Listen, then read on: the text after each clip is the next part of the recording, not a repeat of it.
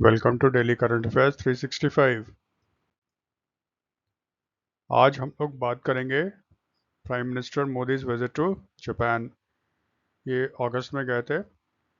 ये जो कवरेज हमारा होगा वो बेसिकली जो वेरियस कॉम्पिटिटिव एग्जाम्स होते हैं, जैसे यूपीएससी हो गया, बैंक्स हो गया, आरबीआई हो गया, एसबीआई, एसएससी, सीडीएस, एनडीए वगैरह वगैरह जो एग्ज़ाम्स होते हैं, वनडे एग्ज़ाम्स, उस पर क्या क्या क्वेश्चन पूछे जा सकते हैं, हम लोगों ने उसको कवर करने की कोशिश की है, इस वीडियो में है। ठीक है, चलिए इसको स्टार्ट करते हैं। तो जो पहला चीज़ याद रखना है वो है, जो प्राइम मिनिस्टर थे वो आपके टू नेशन टूर पे गए हुए हैं। ठीक है, पहले वो जाएंगे आपके जापान, है ना। पहले वो जाएंगे आपके जापान, उसके बाद जाएंगे वो चाइना। जापान में 29 और 30 अगस्त को थे, और चाइना में वो 31 अगस्त और 1 सितंबर को रहेंगे। इसमें आप ध्यान रखना, कभी कभी पूछते हैं ना, जैसे प्राइम मिनिस्टर कभी 3 कंट्री 4 कंट्री के ट्रिप पे चले जाते हैं, तो ये लोग ये पूछते हैं कि ये पहले किस कंट्री गए, फिर सेकंड कंट्री, थर्ड कंट्री, तो सीक्वेंस पूछता है। अब लेकिन क्योंकि यहाँ पे दो ही कंट्री है, इसलिए सीक्वेंस पे तो ज़्यादा क्वेश्चंस बन नहीं पाएगा, लेकिन ये ध्यान में रखना चाहिए, इसको हैबिट बनाना होगा कि पहले कहाँ गए फिर उसके बाद कहाँ गए। तो पहले गए जापान, उसके बाद गए वो चाइना। इस स्लाइड में हम लोग कवर करेंगे, इस वीडियो में हम लोग कवर करेंगे जापान को। पहला पॉइंट जो याद रखना है, ये प्राइम मिनिस्टर मोदी का 8th विजिट था टू जापान। ठीक है, आप जानते हो 2014 में प्राइम मिनिस्टर बने थे नरेंद्र मोदी। प्राइम मिनिस्टर बनने के बाद ये उनका जो अगस्त 2025 में जो इनका विजिट था, ये 8वां विजिट था। लेकिन ध्यान क्या रखना है, ये देखो लिखा है first bilateral visit to Japan after 2018। Japan जब वो जाएंगे तो दो तरह से जा सकते हैं, या तो बायलैटरल होगा, यानी कि जापान वालों ने भारत इनको बुलाया होगा और दोनों नेता आपस में बात किया और जो भी डिसाइड करना था कर लिया। फिर दूसरा क्या होता है, मल्टीनेशनल इवेंट्स होते हैं, जैसे किसी की मीटिंग हो गई। जैसे पिछले बार जापान गए थे, ये 2023 में गए थे, और ये गए थे क्वाड समिट में पार्टिसिपेट होने के लिए। अब क्वाड में तो देखो 4 country, India, Australia, Japan, United states. Quad का समिट होस्ट किया था जापान ने, तो इसमें एज अ मेंबर इंडिया था, इसलिए प्राइम मिनिस्टर मोदी को बुलाया गया था। तो वो बायलैटरल विजिट नहीं माना जाता है। ठीक है, तो इस सेंस में अगर देखें तो बायलैटरल और मल्टीलैटरल दोनों मिला के मोदी साहब 8 बार जापान जा चुके हैं। लेकिन जापान, उनका जो बायलैटरल विजिट है वो जापान में कितने साल के बाद हो रहा है, लगभग 7 ईयर्स के बाद, 2018 के बाद। थोड़ा सा ध्यान ये रखना क्वेश्चन कैसे फ्रेम करता है। अगर क्वेश्चन फ्रेम करता है कि प्राइम मिनिस्टर मोदी जापान कितने सालों के बाद बायलैटरल विजिट पे गए थे, द्विपक्षीय यात्रा या दौरा, तो अगर द्विपक्षीय दौरा होता है, बायलैटरल विजिट होता है, तो हमारा आंसर देखो क्या होगा, 7 ईयर्स, क्योंकि 2018 में गए थे ना। और वैसे 2023 में गए थे वो, तो क्वाड समिट था। ठीक है, ये चीज़ क्लियर रखना, इसमें कंफ्यूज होने की ज़रूरत नहीं है। थोड़ा क्वाड भी जान लो, क्योंकि एक न्यूज़ और भी आया था। क्वाड जो है, इसका श्रेय जापान के former prime minister Shinzo Abe को दिया जाता है। 2004 में ज़बरदस्त सुनामी आई थी इंडोनेशिया के पास, अर्थक्वेक आया था, जिससे कि समुद्र में बड़ी बड़ी लहरें उठी थी। उसको ना, ये जापानीज वर्ड है सुनामी, जिसका मतलब होता है हार्बर वेव्स। इसका मतलब, हार्बर का मतलब हो गया बंदरगाह। वहां पे खड़े हो जाओगे तो आपको लगेगा समुद्र आपके तरफ आ रही थी। तो अर्थक्वेक होने के कारण ना, समुद्र के अंदर जबरदस्त आपका एनर्जी रिलीज होता है, जिससे कि आपके वेव्स बनते हैं। जापानीज कहते थे ये देखो देखो आ गया सुनामी, आ गई सुनामी आ गई। 2004 में सुनामी आने के बाद यहाँ पे बहुत बड़े पैमाने पे राहत कार्य शुरू हुआ था, जिसमें इंडिया ने भी बहुत इंपॉर्टेंट रोल प्ले किया था। तो शिंजो आबे ने सजेस्ट किया क्यों ना 4 देश मिलके हम लोग क्वाड्रिलेटरल डायलॉग स्टार्ट करें। ठीक है, उसको नाम उन्होंने दिया था क्वाड्रिलेटरल सिक्योरिटी डायलॉग। शुरू में सबने दिलचस्पी दिखाई, फिर बाद में थोड़ा पीछे हट गए। 2007 ऑनवर्ड्स क्वाड बनना शुरू हो गया। इसको बहुत लोग मानते हैं कि ये चाइना के खिलाफ सेटअप किया गया है, और इंडिया हमेशा कॉशियस था। इंडिया नहीं चाहता था कि इसको एक मिलिट्री अलायंस में तब्दील किया जाए, वो भी एक इशू बन गया था इंडिया और यूएस के बीच में। तो देखो इसमें क्या हुआ है, जो क्वाड था क्वाड मतलब 4 हो गए, इंडिया, ऑस्ट्रेलिया, जापान और यूनाइटेड स्टेट्स। इसकी जो समिट मीटिंग वर्ड जब भी यूज़ होता है, इसका मतलब जो हेड ऑफ द गवर्नमेंट है, जैसे इंडिया का प्राइम मिनिस्टर होगा, ऑस्ट्रेलिया का प्राइम मिनिस्टर होगा, जापान का प्राइम मिनिस्टर होगा, और यूएस में प्राइम मिनिस्टर नहीं होता तो वहाँ का प्रेसिडेंट इसमें पार्टिसिपेट करने आता है। ये अब चारों इकट्ठे बैठेंगे तो इसको कहेंगे हम लोग समिट मीटिंग। तो समिट मीटिंग आपका 6th जो हुआ था 2024 में हुआ था, ये अमेरिका में हुआ था। जो बाइडन उस समय अमेरिका के प्रेसिडेंट थे, और उस समय ये डिसाइड हुआ था कि 2025 में ये मीटिंग आपका इंडिया में होगा, जो आपका होगा 7th समिट मीटिंग। लेकिन आप जानते हो ट्रंप ने सब देशों पे टैरिफ लगा दिया, और इंडिया से कुछ ज़्यादा ही खफा है वो।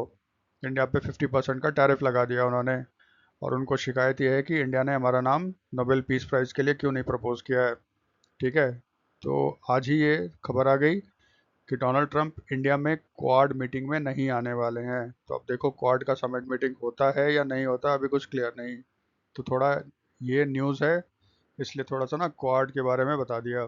ठीक है, तो प्राइम मिनिस्टर का ये 8th विजिट था, लेकिन फर्स्ट बायलैटरल विजिट था आफ्टर 2018। मोदी साहब जो गए थे जापान, उसका मेन मकसद था 15th annual India Japan summit meeting के लिए। एनुअल का मतलब होता है हर साल, समिट मीटिंग का मतलब इंडियन और जापानीज प्राइम मिनिस्टर मिलते हैं। क्योंकि देखो ये दोनों टॉप लीडर हैं, इसलिए क्विकली ये डिसीजन ले सकते हैं। इसीलिए हर देश कोशिश करता है ना, जिसके साथ उसके संबंध अच्छे हैं या जिसको लगता है कि दूसरे देश के साथ संबंध अच्छे बनाने चाहिए, वो कोशिश करता है कि दोनों के लीडर बार बार हमेशा मिलते रहे। ठीक है, तो ये जो था ना 15th annual India Japan summit meeting, basically Modi साहब इसी में पार्टिसिपेट करने के लिए गए थे। ठीक है, तो मोदी साहब जब गए तो उनको रिसीव किया जापानीज प्राइम मिनिस्टर शिंगेरू इशिबा ने। तो जापान के प्राइम मिनिस्टर का क्या नाम है, ये याद रखना है, पूछ लेगा। शिंगेरू इशिबा, जो अभी न्यूज़ में थे, वो कौन है? तो he is the prime minister of Japan. ये रिसीव कहाँ पे किया था? कैंटाई। कैंटाई देखो क्या है, ये काम का चीज़ है। जैसे भारत में 7 लोक कल्याण मार्ग जो है ना, प्राइम मिनिस्टर ऑफ इंडिया का रेजिडेंस है, प्लस उसकी ऑफिस है व्हाइट हाउस। ये आपका अमेरिकन प्रेसिडेंट का, सॉरी, ये ऑफिस भी है प्लस आपका रेजिडेंस भी है। 10 डाउनिंग स्ट्रीट, ये आपका ऑफिस है ब्रिटिश प्राइम मिनिस्टर का। तो ये सब आपका लैंडमार्क है। क्रेमलिन, रशिया के प्रेसिडेंट जो हैं वो कहाँ बैठते हैं? क्रेमलिन। ठीक है, आइडेंटिफाई किया जाता है। तो इसी तरह याद रखना, जो जापान का प्रेसिडेंट का, सॉरी, प्राइम मिनिस्टर का जो ऑफिशियल रेजिडेंस है वो है कंटाई, इसको याद रखना। ठीक है, तो Kantei it is the official residence of the Japanese prime minister, वहाँ पे उन्होंने रिसीव किया। ठीक है, भारत और जापान के बहुत अच्छे संबंध हैं, है ना। और 2014 में दोनों देश ने अपने जो रिलेशनशिप है उसको बढ़ा के कर दिया था special strategic and global partnership. तो ये भी आप ध्यान रखना, भारत और जापान के बीच का कैसा रिलेशनशिप है? Special strategic and global partnership. और पहला India Japan annual summit meeting था, वो 2006 में ऑर्गेनाइज किया गया। उसके बाद से ये बार बार होता है। ठीक है, लेकिन एनुअल पे धोखा मत जाओ करना। एनुअल से ये मत समझना कि हर साल ही होता है, बीच बीच में इसमें गैप भी आता है। देखो, जो 14th हुआ था वो आपका न्यू दिल्ली में हुआ था 2022 में। 15th जो हो रहा है वो टोक्यो में हुआ, जापान में हुआ था। ठीक है, 3 years के गैप पे हुआ है, तो ज़रूरी नहीं है कि हर साल ही होता हो, बीच में आपके गैप्स भी आते हैं। थोड़ा सा यही याद रखना, 14th जो हुआ था न्यू दिल्ली में हुआ था 2022 में हुआ था, और 15th जो हुआ है टोक्यो में हुआ, जापान 2025 में हुआ था। और उसमें इंडियन प्राइम मिनिस्टर थे मोदी साहब, जापानीज प्राइम मिनिस्टर थे शिंगोरू साहब। ठीक है, फिर ये देखो,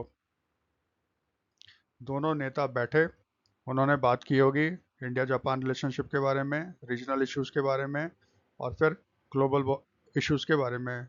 इसका मतलब डेफिनेटली वो टैरिफ वाला है, जापान पे उसने लगा रखा है, सारी चीज़ बात होएगी। तो अभी हम लोग उसके झंझट में नहीं पड़ते हैं। दोनों नेता मिले और उन्होंने एक जॉइंट डिक्लेरेशन इशू किया। देखो, डिक्लेरेशन जब इशू होता है तो ये भी एग्जाम्स में आते हैं। क्वेश्चंस ऐसे बनाएगा, रिसेंटली किस कंट्री ने, इंडिया ने, ऐसे भी कर देगा, किस कंट्री ने, इंडिया ने किस कंट्री के साथ मिलकर partnership for security and prosperity of next generation नामक जॉइंट स्टेटमेंट इशू किया था। तो इस तरह से थोड़ा ये काम का हो जाता है। तो हमारा आंसर यहाँ पे क्या होगा, जापान होगा। ठीक है, अब जॉइंट स्टेटमेंट बहुत लंबा चौड़ा होता है। ठीक है, तो उसमें हमारे काम का क्या क्या है वो मैंने इसको निकाला है। एक, उन्होंने कहा कि अगले 10 साल तक हमारा स्ट्रेटेजिक पार्टनरशिप होगा। ठीक है, उसका रोड मैप जारी किया और 8 एरियाज को आइडेंटिफाई किया है। एक है economic partnership, economic security, mobility, mobility मतलब होता है ना एक देश से दूसरे देश में जो लोग जाते हैं उसको कहते हैं mobility, ecological sustainability, technology and innovation, health, people to people and state prefecture engagement. Prefecture जैसे हमारे देश में स्टेट्स होते हैं, वहाँ जापान में उसको परफेक्चर्स बोलते हैं, सॉरी परफेक्चर्स नहीं, सॉरी प्रीफेक्चर्स बोलते हैं, सॉरी फॉर प्रोनाउंसिएशन, प्रीफेक्चर्स बोलते हैं। ठीक है, तो ये 8 एरियाज को आइडेंटिफाई किया गया है जिसमें काम किया जाएगा इंडिया और जापान के बीच में फॉर द नेक्स्ट 10 years। अब देखो, पीपल टू पीपल और मोबिलिटी, ये यहाँ पे आ गया।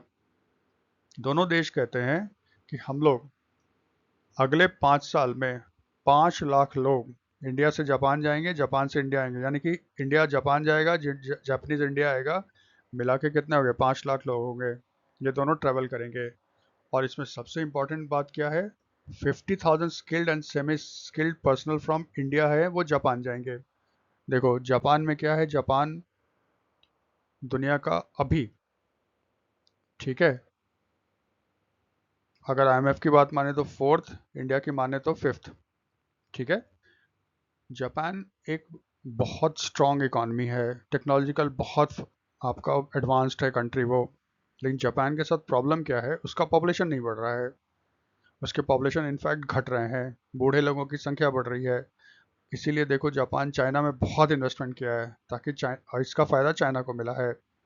जापान चाहता है कि वहाँ भी यंग आदमी आए और काम करे, इसीलिए वो कह रहा है कि लगभग 50,000 स्किल्ड और सेमी स्किल्ड इंडियंस जापान में अगले 5 साल में काम करने जाएंगे। ये एग्रीमेंट किया है आपका मोदी साहब ने जापान के साथ। ठीक है, तो एक तो ये है। दूसरा, अब जापान आएंगे, जापान में अंग्रेजी तो बोलते नहीं है, तो यहाँ पे बोला जाता है जापानीज लैंग्वेज। तो इसी एग्रीमेंट में क्या हुआ था, जापान गवर्नमेंट का ये प्रोग्राम है, नी होंगो पार्टनर्स प्रोग्राम। नी होंगो पार्टनर प्रोग्राम्स को भी लॉन्च किया गया है इस बार मोदी साहब के मीटिंग में। इसमें क्या होगा, जापानीज सिटीजन्स, एक्सपर्ट ही होंगे वो लोग, वो इंडिया आएंगे और यहाँ का जो सेकेंडरी स्कूल्स होते हैं जहाँ पे जापानीज पढ़ाया जाता है, तो यहाँ पे जो उस तरह के स्कूल्स में जाएंगे, वहाँ के टीचर्स वहाँ के स्टूडेंट्स को जापानीज पढ़ाएंगे ताकि जापानीज के बारे में और अच्छी तरह से इंडियन फ्लुएंट हो जाए। और इंडियन जब वहाँ पे काम करने के लिए जाएंगे तो फिर उनको कोई प्रॉब्लम नहीं होनी चाहिए। तो ये जो निहोंगो पार्टनर्स प्रोग्राम है ना, ये देखो जापान हर जगह करता है, एशिया में बहुत जगह करता है, भारत में पहली बार ये शुरू होगा। ठीक है, निहोंगो पार्टनर्स प्रोग्राम, थोड़ा सा ध्यान रखना। फिर जापान एग्रीमेंट ये हुआ था, अगले 10 साल में जो जापानीज प्राइवेट सेक्टर है 10 बिलियन येन, जापान की जो मुद्रा है ना वो येन है, वो आपका इंडिया में इन्वेस्ट करेगा। एक चीज़ हमेशा ध्यान रखना, भारत में जो इकोनॉमिक लिबरलाइजेशन का जो प्रोग्राम है ना, ये इंदिरा गांधी ने स्टार्ट किया था 1980 में। आप हमेशा बुक्स में पढ़ते होगे मनमोहन सिंह 1991, नहीं, एकेडमिकली और रियलिटी में इकोनॉमिक रिफॉर्म्स प्रोग्राम स्टार्ट किया था 1980 में इंदिरा गांधी ने। क्योंकि इस समय ना इंडिया में इकोनॉमिक क्राइसिस हो गया था, तो आईएमएफ से लोन लिया था, तो उसने कहा था रिफॉर्म करो। लेकिन फिर वही 2-3 साल के बाद इंदिरा गांधी ने उसको बंद कर दिया। ठीक है, फिर राजीव गांधी आए।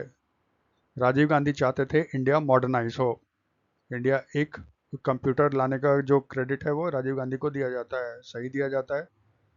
राजीव गांधी ने जापान को आपका परसू किया, और भारत में जब विदेशी सबसे ज़्यादा इन्वेस्टमेंट स्टार्ट हुआ था ना, ये जापानीज लोगों ने किया था। उसी समय आपके देश में देखो मारुति आया था, सुजुकी, उसी समय आपके देश में तोशिबा आया, सोनी आया, पैनासोनिक आया, और आपके घर में ये सब दिखता है। लेकिन आज क्या है कि साउथ कोरियन कंपनी ने इसको पीछे छोड़ दिया, जापानीज ने पीछे, सॉरी चाइनीज कंपनी ने पीछे छोड़ दिया। तो भारत में जापानीज ने शुरू से इन्वेस्टमेंट किया है 80s ऑनवर्ड। मारुति सुजुकी से लेके देखो, गवर्नमेंट ऑफ इंडिया चाहता है कि जापान और इन्वेस्टमेंट करे भारत में, तो इसलिए ये तय हुआ कि अगले 10 साल में 10 बिलियन येन तक का इन्वेस्टमेंट जापानीज प्राइवेट सेक्टर ही करेगा, गवर्नमेंट नहीं, सेक्टर, प्राइवेट सेक्टर के लिए है। ये थोड़ा याद रखना, 10 बिलियन येन। और सबसे इंपॉर्टेंट क्या है, जापान की करेंसी क्या है, येन। ठीक है। फिर उस जॉइंट डिक्लेरेशन में था ना सिक्योरिटी कोऑपरेशन। हमेशा याद रखना, 1945 में सेकेंड वर्ल्ड वॉर हारने के बाद जापान सेकेंड वर्ल्ड वॉर में एक्सिस पावर के साथ था, यानी कि जर्मनी और इटली के साथ था। आप जानते हो जापान ने बहुत हद तक कब्जा कर लिया था, चाइना पे कर लिया था, साउथ कोरिया पे कर लिया था, वो आपका मणिपुर तक पहुंच गया था, इम्फाल, जापान। जो भी हिस्ट्री है जाने दो। सेकेंड वर्ल्ड वॉर में आप जानते हो हिरोशिमा नागासाकी पे एटम बॉम्ब गिराया अमेरिका ने, उसके बाद जापान ने सरेंडर किया। 45 के बाद जापान में मॉडर्न डेमोक्रेसी लाया गया, किंग के पावर को ख़त्म कर दिया गया, और जापान एक तरह से समझो अमरीकी छत्र छाया में है। ठीक है। जापान को खतरा है आपका चाइना से, क्योंकि बहुत पुराना आपका झगड़ा है। अब जापान को ये लगता है कि अमेरिका ट्रम्प के आने के बाद वो चाइना के खिलाफ उसको सिक्योरिटी सपोर्ट नहीं दे पाएगा। इसलिए देखिए जापानीज खुद से अपने डिफेंस इंडस्ट्री पे लगाना शुरू कर दिए, और जापान के पास सारा टेक्नोलॉजी है, वो चाहे वो 5 साल के अंदर एक बहुत बड़ा मिलिट्री पावर बन के उभर सकता है। इसीलिए ना यहाँ पे भारत और जापान ने मिलके आपका डिक्लेरेशन इशू किया सिक्योरिटी कोऑपरेशन, क्योंकि जापान को भी चीन से प्रॉब्लम है, भारत को भी चीन से प्रॉब्लम है, इसीलिए इसको ये किया गया था। डिफेंस पे हम लोग बाद में आएंगे। उन्होंने लॉन्च किया India Japan economic security initiative. जैसे ऐसे याद रखना, क्वेश्चन अगर प्रोबेबल बन सकता है, भारत ने रिसेंटली किस कंट्री के साथ इकोनॉमिक सिक्योरिटी इनिशिएटिव लॉन्च किया है, तो ये हमारा हो जाएगा जापान। इसमें बहुत सारा सेक्टर्स आइडेंटिफाई किया गया है जिसमें दोनों कोऑपरेट करेंगे। इसमें देखो क्या है, critical and emerging technologies, telecommunication, pharma, critical minerals, semiconductors and clean energy. Semiconductor एक दो वीडियो पहले ही बनाया था। भारत का जो पहला आपका चिप, जो भारत में मेड इन इंडिया चिप होगा वो, ठीक है, वो गुजरात में एक कंपनी है सीजी पावर, जिसने एक जापानीज कंपनी के साथ जॉइंट वेंचर किया है, वो आपका रोल आउट करने वाला है। तो सेमीकंडक्टर में जापान इंडिया के साथ कोलैबोरेशन करने के लिए तैयार हो गया है। ठीक है। फिर इंडिया जापान लॉन्च करेगा एआई। एआई होता है आर्टिफिशियल कोऑपरेशन इनिशिएटिव। ठीक है। ये भी किस कंट्री के साथ एआई कोऑपरेशन इनिशिएटिव भारत ने लॉन्च किया, वो भी हो जाएगा क्या, जापान। और 2025 जो है वो सेलिब्रेट किया जा रहा है India Japan year of science and technology, science technology and innovation exchange. ठीक है। तो ये भी याद रखिएगा, ये भी पूछ सकता है भारत और जापान 2025 को कैसे सेलिब्रेट कर रहा है, year of science technology and innovation exchange. ठीक है। ये तो देखो पीछे जो था वो मेन पॉइंट्स था जो हमारे काम का है, वो कल आउट किया था। फिर भारत जापान जाए और बिजनेस की बात ना हो, ऐसा हो नहीं सकता है। तो फिर दोनों प्राइम मिनिस्टर मीटिंग कर लिया। उसके बाद दोनों ने आपका अटेंड किया India Japan economic forum meeting. Modi साहब के साथ प्राइम मिनिस्टर ऑफ जापान भी थे। ठीक है। ये India Japan economic forum meeting ये आपका हुआ था टोक्यो, जो जापान का कैपिटल है। ठीक है। ऐसे पूछ लेगा इंडिया जापान इकोनॉमिक फोरम 2025 की जो मीटिंग ही हुई थी वो कहाँ पे हुई थी, टोक्यो। ऑर्गेनाइज किसने किया था, भारत की तरफ से है CII, Confederation of Indian Industry, और जापान की तरफ से है कैडना Keidanren, Japan Business Federation. ठीक है। इसमें दोनों तरफ से आपके थे, तो ये बेसिकली एक हो जाएगा टोक्यो कहाँ पे हुआ था, और दूसरा हो जाएगा ऑर्गेनाइज किसने किया, CII और जापान बिजनेस फेडरेशन। अगर ये जापानीज नाम भी दे देना तो घबराना नहीं है, हो सकता है ये नाम ही दे दे। ये बेसिकली क्या है, जापान बिजनेस फेडरेशन है, ये जापानीज नाम है इसका। तो यहाँ पे मीटिंग अब उन्होंने अटेंड किया। फिर प्रधानमंत्री मोदी, उनको मिला डारूमाडॉल। ये थोड़ा सा ध्यान रखना। तो जो कल्चर वाला इशू होता है ना, एक बार जापान गए थे तो उन्होंने एक ड्रम बजाया था वहाँ पे, ठीक है, 2018 में। उन्होंने क्वेश्चन पूछ लिया था, कोई ड्रम का नाम बताओ, ड्रम का नाम क्या है। एक टेम्पल है ना वहाँ पे, उसमें ड्रम बजाया था, ठीक है। तो इस तरह का क्वेश्चन भी पूछ लेगा। सॉरी। इसी तरह इसको याद रखना, मोदी जी को जो डरूमा जी टेम्पल है, उसके जो चीफ प्रिस्ट हैं शेशी हिरोशी, उन्होंने डरूमा डॉल गिफ्ट किया था पीएम मोदी को। इसके पीछे एक कहानी है। जापान जो है उसमें एक बहुत बड़ा संप्रदाय है, बहुत बड़ा पॉपुलेशन है जो बुद्धिज्म को मानता है।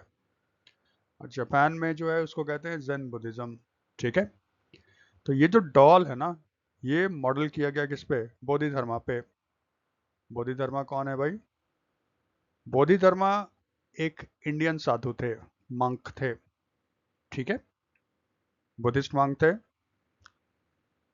ये आपके थे फ्रॉम कांचीपुरम, आज का जो तमिलनाडु है। यहाँ से ये गए थे जापान, और कहते हैं इन्होंने जापान में करीब 9 इयर्स तक मेडिटेशन किया, ठीक है। अगर हिंदू की भाषा में बोले तो तपस्या किया या मेडिटेशन किया। कहते हैं कि ऐसा जबरदस्त तपस्या इन्होंने किया कि इनके शरीर के कुछ कुछ अंग गल के खत्म हो गए थे। इसीलिए देखिएगा ना, जो डरूमा डॉल जो मोदी जी को दिया गया है, वो गोल है, उसमें लिम्स नहीं है, लिम्स ना अंग वगैरह नहीं है, और अनपेंटेड आईज है, क्योंकि आंख तो बंद करके करते हैं ना। इसलिए ये डॉल जो दिया गया था आपका मोदी जी को दिया गया था, ठीक है। जैन बुद्धिज्म, जापान में जो बुद्धिज्म फॉलो करते हैं उसको जैन बुद्धिज्म कहते हैं। ये ब्रांच है महायान बुद्धिज्म का। आप जानते हो बाद में बुद्धिज्म 3 पार्ट में डिवाइड हो गया था, महायाना, हीनयाना और वज्रयाना। तो महायान बुद्धिज्म को ना ग्रेट व्हीकल कहते हैं, हीनयान को ना लेसर व्हीकल कहते हैं। ये बुद्धिज्म का फिलॉसफी है, हमें जाने की जरूरत नहीं है उसमें। आप बस इतना ही नाम रखना, ये जो डॉल डरूमा डॉल जो है प्रधानमंत्री को कहाँ दिया गया, उनके पीछे कहानी क्या है, इसको थोड़ा याद कर लेना। Out of the way question यही सब बनता है, ठीक है। उसके बाद मोदी साहब बुलेट ट्रेन की सवारी करने के लिए गए सेंडाई। आप जानते हो बुलेट ट्रेन जापानीज ने लाए थे, ठीक है। और just a moment, bullet train एक हाई स्पीड ट्रेन है, और जापान में इसको बोला जाता है शिनकानसेन, ठीक है।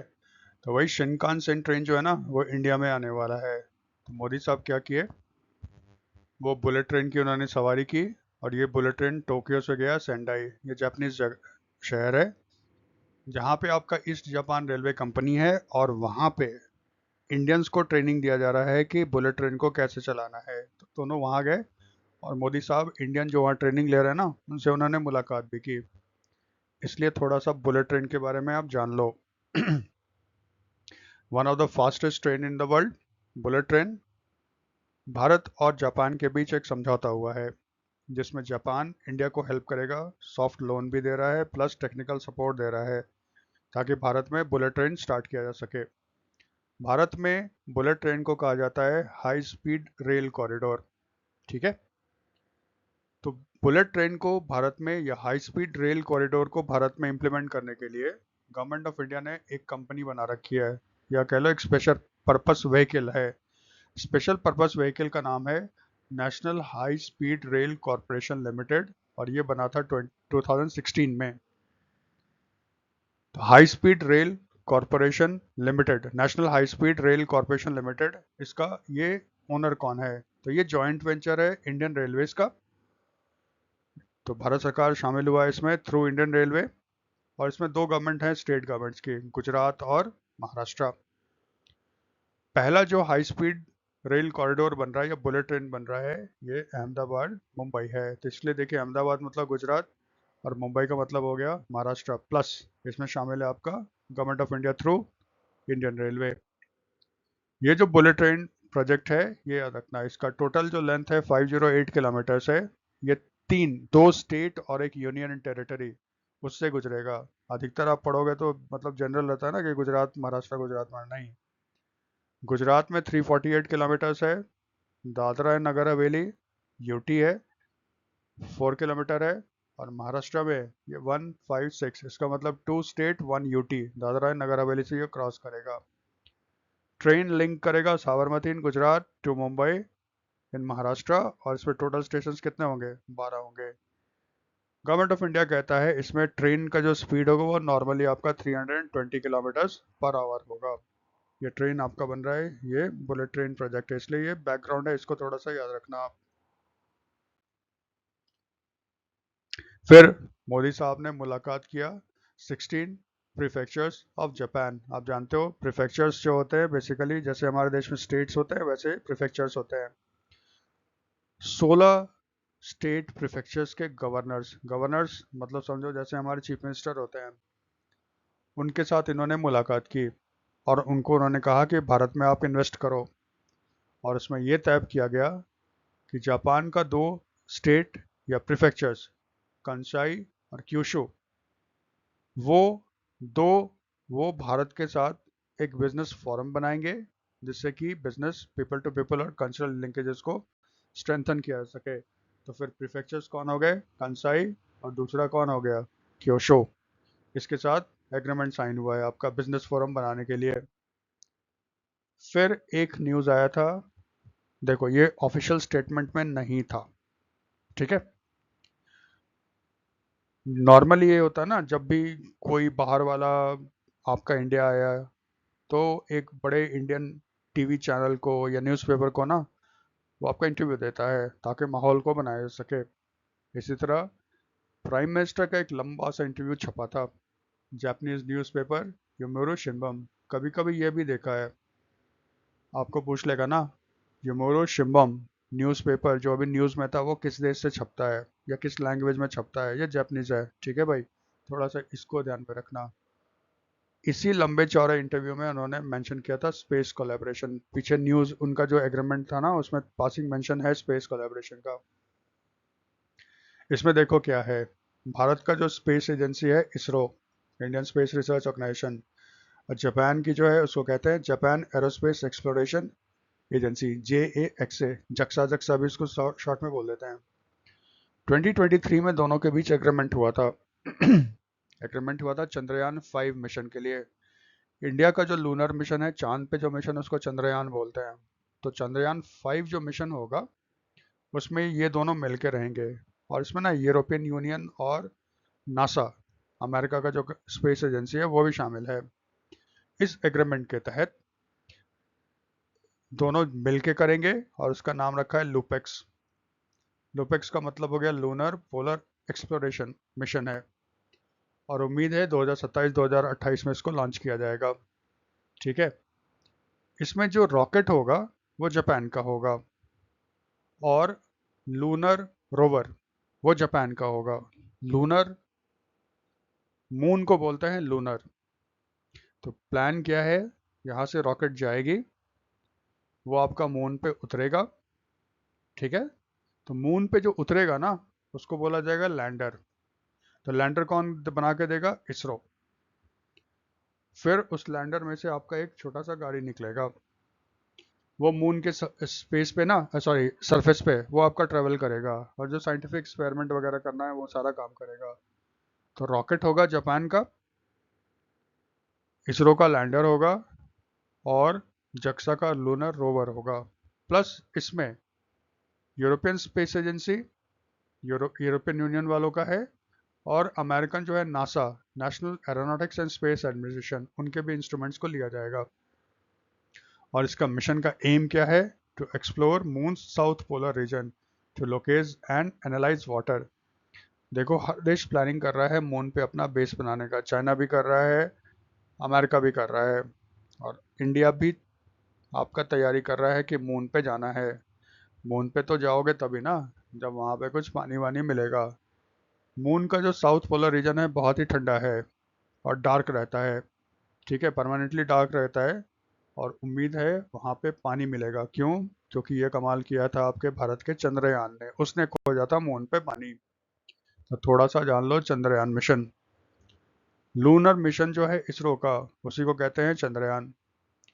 चंद्रयान 1 जो था उसको लॉन्च किया था इसरो ने 2008 में, और जो रॉकेट था PSLV polar satellite launch vehicle C11। इसमें एक था मून इम्पैक्ट प्रोब। इसमें यह था ना कि मून पे ना डेलिबरेटली आपका एक प्रोब इसको क्रैश किया जाएगा, ठीक है। क्रैश करके फिर देखा जाएगा कि वहां पे क्या क्या है नहीं है। तो मून इम्पैक्ट प्रोब को ने पहले अपना साइंटिफिक एक्सपेरिमेंट किया और उसको डेलिबरेटली क्रैश करवा दिया गया। चंद्रयान 1 में मून इम्पैक्ट प्रोब ने आपका ढूंढा था पानी, कि उसने कहा था कि मून के एटमॉस्फेयर में पानी पाया जाता है, ठीक है। ये पहली बार खोज किया गया था। फिर इसरो ने भेजा आपका चंद्रयान 2। ये आपका गया था जुलाई 2019 में। और इसके लिए जो रॉकेट का इस्तेमाल किया गया था इसरो के द्वारा वो था आपका GSLV मार्क 3। जैसे ये रॉकेट सब है ना, इसका नाम याद रखना। वो पूछेगा GSLV में G का मतलब क्या, S का मतलब क्या, L का मतलब क्या, V का मतलब। और क्योंकि इसरो बार बार छोड़ता ही रहता है रॉकेट, तो थोड़ा सा इसको उस हिसाब से भी ना एक हैबिट बना लो याद करने का। तो geosynchronous satellite launch vehicle mark 3, इसी तरह PSLV है पोलर सैटेलाइट लॉन्च व्हीकल। तो GSLV मार्क 3 को यूज किया गया था चंद्रयान 2 मिशन में। इसमें एक ऑर्बिटर था। ऑर्बिटर का मतलब जो मून का चक्कर लगाएगा। एक लैंडर था जिसका नाम था विक्रम, ठीक है, यानी कि मून के सरफेस पे उतरने का प्रोग्राम था।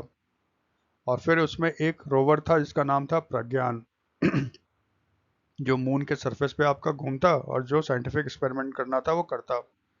लेकिन आप जानते हो लैंडर विक्रम जब साउथ पोल पे अटेम्प्ट कर रहा था लैंड करने का, वो क्रैश हो गया था। तो चंद्रयान 2 मिशन इस तरह से फेलियर हो गया कि जो चाहते थे कि वहां पे लैंड करे वो नहीं हो पाया, लेकिन ऑर्बिटर जो है ना अभी भी मून के चक्कर लगा रहा है। फिर आपका है चंद्रयान 3। चंद्रयान 3 को लॉन्च किया था इसरो ने 2023 में। और इसमें भी आपका रॉकेट कौन था, GSLV मार्क 3 LVM-3। LVM-3 जो है ना वो ज़्यादा पेलोड ले जा सकता है as compare to GSLV mark 3 से, तो उसको यूज़ किया गया था, ठीक है। इसमें भी आपका वही था, एक लैंडर था, ऑर्बिटर नहीं था। इसमें एक लैंडर था विक्रम और रोवर था प्रज्ञान। आप जानते हो ये सक्सेसफुली आपका उतरा था साउथ पोल पे, ठीक है। और इसीलिए ये 23 अगस्त 2023 को साउथ पोल पर लैंड किया था। साउथ पोल पे लैंड करने वाला भारत वर्ल्ड का पहला कंट्री था। और मून पे लैंड करने वाला इंडिया वर्ल्ड का कौन सा कंट्री था, पहला था US, रशिया, चाइना, फिर आपका कौन है, इंडिया, ठीक है। तो ये सारे कंट्री अभी तक लैंड कर चुके हैं ऑन मून, बस इंडिया चौथा कंट्री था। और फर्स्ट कंट्री था जो लैंड किया था आपके साउथ पोल पे। इसीलिए देखो 23 अगस्त को जिस जगह पे जब आपका लैंडर विक्रम लैंड किया था, 23 अगस्त को भारत सरकार ने घोषित कर रखा है as a national space day. पहला नेशनल स्पेस डे 2024 में मनाया गया और सेकंड जो है 2025 अभी मनाया गया था। जिस जगह पे ये आपका लैंड किया था उसको शिव शक्ति पॉइंट घोषित किया है आपके देश ने, और इसको इंटरनेशनल एस्ट्रोनॉमिकल यूनियन ने भी एक्सेप्ट कर लिया है। तो जिस प्लेस पे आपका लैंडर लैंड किया था वो हो गया शिव शक्ति प्लेस। और 23 अगस्त को इंडिया में सेलिब्रेट किया जाता है as a national space day. फिर चंद्रयान 4 को गवर्नमेंट ऑफ इंडिया ने आपका अप्रूवल दे दिया है। ये शायद अक्टूबर या नवंबर 2024 में दिया गया था और इसरो कहा गया था कि आप 36 महीने के अंदर इसको पूरा करो। चंद्रयान 4 का जो मकसद है वो है मून पे उतरना, वहां से सॉइल का सैंपल लेकर आना ताकि ये पता चल सके कि मून किस चीज़ से बना हुआ है, ठीक है। अगर सॉइल का सैंपल लाने में चंद्रयान 4 सक्सेसफुल हो गया तो भारत विश्व का चौथा कंट्री होगा जो चांद से सॉइल लेकर वापस आया है आफ्टर US, रशिया और चाइना। चंद्रयान 4 उम्मीद है चंद्रयान 5 के पहले लॉन्च हो जाएगा। उसके बाद फिर चंद्रयान 5 लॉन्च होगा जो इंडिया जापान जॉइंट वेंचर है, ठीक है। इसका एक बहुत बड़ा मकसद था मोदी साहब का, फोकस ऑन डिफेंस कोऑपरेशन। दोनों को चीन से खतरा है। ठीक है, कोऑपरेशन को बढ़ाने के लिए आपका इंडिया और जापान करता है 2+2 मिनिस्ट्रियल कॉन्फ्रेंस। देखो 2+2 जो है वो हम लोग यूएस के साथ भी करते हैं, ऑस्ट्रेलिया के साथ भी करते हैं, रशिया के साथ भी करते हैं। ठीक है, इसी तरह इंडिया और जापान भी करता है 2+2 मिनिस्ट्रियल कॉन्फ्रेंस। 2+2 का मतलब होता है कि यहाँ पे इंडिया के फॉरेन मिनिस्टर, डिफेंस मिनिस्टर आएंगे और जापान के भी फॉरेन मिनिस्टर और डिफेंस मिनिस्टर आएंगे। 2+2 में हमेशा याद रखना फॉरेन और डिफेंस मिनिस्टर बैठते हैं। इंडिया जापान का जो पहला 2+2 मिनिस्ट्रियल कॉन्फ्रेंस हुआ था नवंबर 2019 दिल्ली में हुआ था, और जो तीसरा आपका हुआ था जो अभी तक का लास्ट है वो 20 अगस्त 2024 को हुआ था। जॉइंट स्टेटमेंट में ये कहा गया था ना कि जो फोर्थ है वो जल्दी से जल्दी टोक्यो में होना चाहिए। एक बार इंडिया, एक बार जापान, तो अगला जो होगा वो कहाँ पे होगा? टोक्यो में होगा। डिफेंस का ये एक बहुत बड़ा इम्पैक्ट होता है मिलिट्री एक्सरसाइज। ठीक है, इंडिया और जापान मिलिट्री एक्सरसाइज करता है। हमेशा याद रखना भारत सबसे ज़्यादा मिलिट्री एक्सरसाइज जो है ना यूएस के साथ करता है, लेकिन अभी जो होने वाला था वो थोड़ा कैंसिल हो गया था, तो अभी तो फिर हम लोग जापान पे ही हैं। तो मिलिट्री एक्सरसाइज में क्या होगा? Army, navy, air force.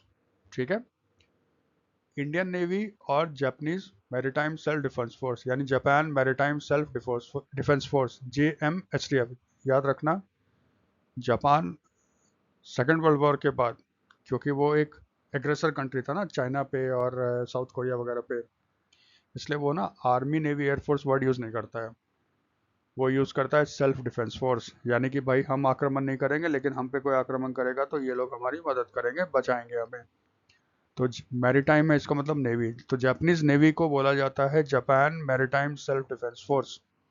ठीक है, ये जो एक्सरसाइज करते हैं उसको कहते हैं JIMEX, Japan India maritime exercise. तो जापान इंडिया मैरीटाइम एक्सरसाइज जो है वो पहली बार हुआ था 2012 में, और एट्थ जो था ना वो हुआ था 2024 में, योकोसुका जापान में हुआ था। इसका मतलब नाइन्थ मोस्ट प्रोबेबली इंडिया में ही होगा। इसी तरह आपका इंडियन एयरफोर्स और जापान का एयर सेल्फ डिफेंस फोर्स यानी जापानीज एयरफोर्स, वो जो करते हैं जॉइंट मिलिट्री एक्सरसाइज वो होता है वीर गार्डियन। ठीक है, पहली बार ये हुआ था जापान में 2023 में। ये आपका कॉम्बैट एयरक्राफ्ट का था। ठीक है, कॉम्बैट का मतलब लड़ाकू विमान। ये एक ही बार अभी तक हुआ है, 2023 में हुआ है, उसके बाद हुआ नहीं है। एक्सरसाइज शिन्यू मैत्री एक्सरसाइज, ये भी देखो एयरफोर्स के बीच में होता है दोनों देश में, लेकिन वीर गार्डियन इसमें फ़र्क क्या है? उसमें लड़ाकू विमान आते हैं और इसमें सिर्फ आते हैं मल्टी रोल ट्रांसपोर्ट एयरक्राफ्ट। ठीक है, ये दोनों में फ़र्क है। ये भी देखो एक ही बार हुआ था 2023 में कोमात्सु जापान में, उसके बाद ये हुआ नहीं है। इसी तरह आ जाओ आर्मी एक्सरसाइज। इंडियन आर्मी और Japan ground self defence force यानी जापानीज आर्मी के बीच एक एक्सरसाइज होता है धर्मा गार्डियन। पहली बार ये हुआ था 2018 में।